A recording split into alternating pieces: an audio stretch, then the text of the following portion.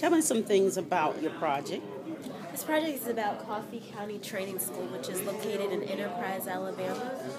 It was founded in 1918. Its first principal was Elijah Tyndall, who was a first cousin to my great-grandmother, Mamie Gilly Nance. Why did they have to build these types of schools, and who was Rosenwald? Next question, please. Okay, this is part of your family. You have family history with the building of this school? Yes. Tell me something about that. A lot of the freedmen who began the first formal educational efforts for black children in Coffee County were actually my relatives. This included the Tindalls, the Nances, and later on the Gillies. The Mamie Gilly Nance and her husband J.E. Nance donated land in 1938 so that the school could be rebuilt. It was destroyed in a fire. Do you still have relatives in Enterprise? Yes. Okay. Have you had any talks with them about this school and the history and everything? Yes. Okay. Anything else you would like to tell us about this? Well, what are some of your relatives' memories of Coffee County Training School?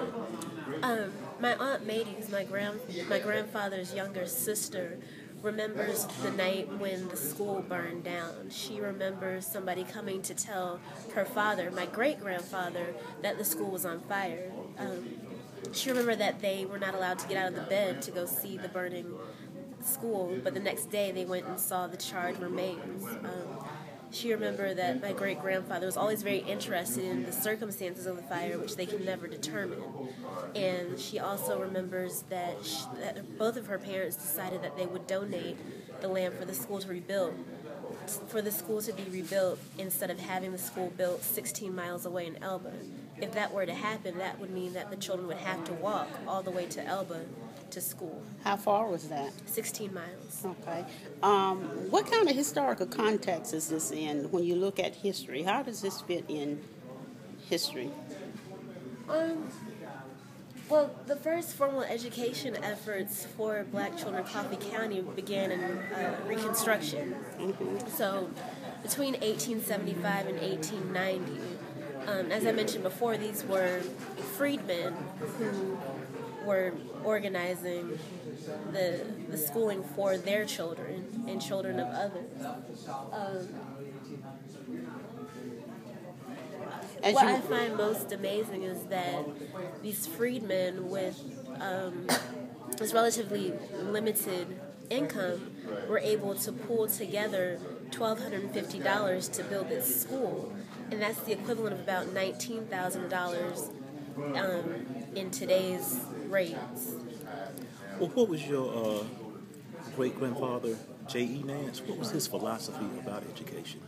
He wanted all of his children to be educated. He sent all of his children to college except for one. My Aunt Mady said that he especially wanted his daughters to go to college so that they could be independent young ladies.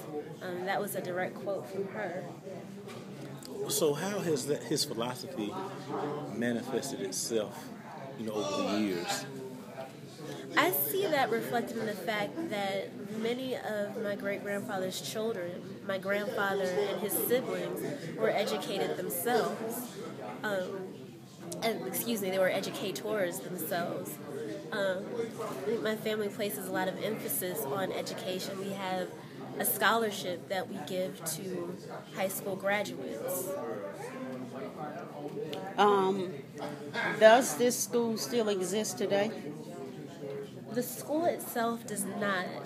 The structure that was rebuilt in 1938 does still exist. It's now the Pleasant Grove Baptist Church in Enterprise, Alabama. It's actually across the street from where my great-grandparents used to live. Thank you.